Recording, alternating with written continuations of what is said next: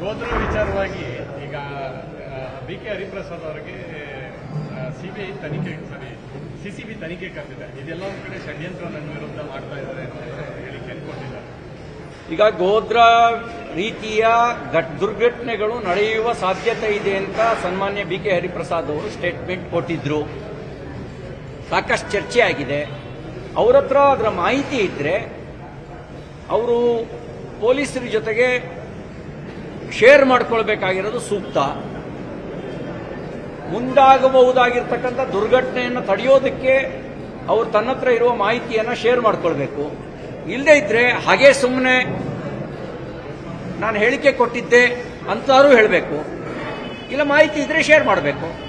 ಒಬ್ಬ ಜವಾಬ್ದಾರಿಯುತ ನಾಗರಿಕರಾಗಿ ಅವರು ಶೇರ್ ಮಾಡಬೇಕಾಗಿರೋದು ಅವ್ರ ಕರ್ತವ್ಯ. ಅಕಸ್ಮಾತ್ ಒಂದು ವೇಳೆ ಅವ್ರನ್ನ ಕೇಳದೇ ಇದ್ರೆ ನಾಳೆ ಏನಾದ್ರು ಅನಾಹುತಗಳು ನಡೆದ್ರೆ ಆಗ ಅವರೇ ಹೇಳ್ತಿದ್ರೇನೋ ಬಹುಶಃ ನನ್ನ ಹತ್ರ ಮಾಹಿತಿ ಇತ್ತು, ಯಾರೂ ನನ್ನನ್ನು ಕೇಳಲಿಲ್ಲ, ನೋಡಿ ಮುಂಚೆನೆ ಕೇಳಿದಿದ್ರೆ ಇದನ್ನ ತಡಿಬೋದಿತ್ತು ಅಂತ ಹೇಳ್ಬೋದು. ಹಾಗಾಗಿ ಆ ವಿಷಯದಲ್ಲಿ ಎಲ್ಲ ವಿಷಯದಲ್ಲೂ ರಾಜಕಾರಣ ಮಾಡಬೇಕು ಅಂತ ನಾನು ಬಯಸೋದಿಲ್ಲ. ರಾಜ್ಯಪಾಲರ ಮುಖಾಂತರ ಕೇಂದ್ರ ಸರ್ಕಾರ ರಾಜ್ಯ ಸರ್ಕಾರವನ್ನು ಕಂಟ್ರೋಲ್ ಪ್ರಯತ್ನ ಮಾಡ್ತಾ ಇದೆ ಅಂತ ಆರೋಪ. ಅಲ್ರಿ, ಈಗ ರಾಜ್ಯಪಾಲರು ಹೇಳಿಕೊಟ್ಟು ಗೋದ್ರ ರೀತಿ ಇನ್ಸಿಡೆಂಟ್ ಆಗುತ್ತೆ ಅನ್ನೋದನ್ನ ಹರಿಪ್ರಸಾದ್ ಹೇಳಿಸಿದ್ರ? ಯಾರು ಹೇಳಿಸಿದ್ರು? ರಾಜ್ಯಪಾಲ ಹೇಳಿಸಿರದ ಅಥವಾ ಎಐಸಿಸಿ ಕಡೆಯಿಂದ ಬಂದಂತ ಪ್ರಚೋದನೆನ?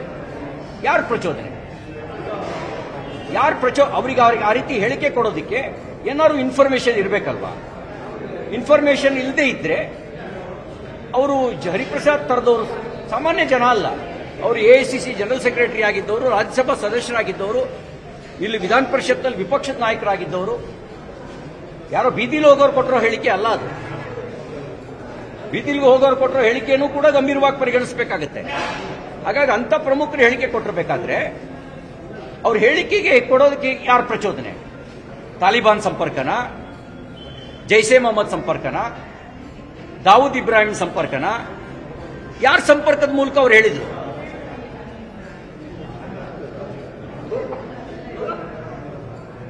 ಹೇಳಿ. ರಾಜ್ಯಪಾಲರು ಒಂದು ಸಂವಿಧಾನಿಕ ಹುದ್ದೆ, ಅವರು ಸಂವಿಧಾನಿಕ ಹುದ್ದೆ ಮೀರಿ ವರ್ತನೆ ಮಾಡೋಕ್ಕೇನಾಗಲ್ಲ. ಇಂಥ ವಿಷಯಗಳನ್ನ ಹೇಳಿಕೆ ಕೊಟ್ಟು ಕೂಡ ಏನೂ ಎನ್ಕ್ವೈರಿ ಮಾಡದೇ ಇದ್ರೆ ನಾಳೆ ಏನಾರು ಅಂತ ಅನಾಹುತ ನಡೆದ್ರೆ ಏನ್ ಪರಿಣಾಮ ಆಗುತ್ತೆ? ನೀವೇನ್ ಭಾವಿಸ್ತೀರಿ? ನೀವೇನ್ ಪ್ರಶ್ನೆ ಮಾಡ್ತೀರಿ? ನೀವ್ಯಾರು ಪ್ರಶ್ನೆ ಮಾಡಲ್ವಾ? ಕನ್ನಡಿಗರ ಮೆಚ್ಚಿನ ನಿಮ್ಮ ನ್ಯೂಸ್ 18 ಕನ್ನಡ ಈಗ ವಾಟ್ಸ್ಆಪ್ನಲ್ಲಿಯೂ ಲಭ್ಯ. ಕರ್ನಾಟಕ ಮತ್ತು ದೇಶ ವಿದೇಶದ 360 ಡಿಗ್ರಿ ಸುದ್ದಿ ವಿವರವನ್ನ ನೀವು ನಿಮ್ಮ ಕೈ ಬೆರಳುಗಳಲ್ಲಿಯೇ ಪಡೆಯೋದಿಕ್ಕೆ ಈ QR ಕೋಡ್ ಅನ್ನ ಸ್ಕ್ಯಾನ್ ಮಾಡಿ. ನಮ್ಮ ಚಾನೆಲ್ ಅನ್ನ ಫಾಲೋ ಮಾಡಿ, ನೋಟಿಫಿಕೇಶನ್ ಆನ್ ಮಾಡಿ.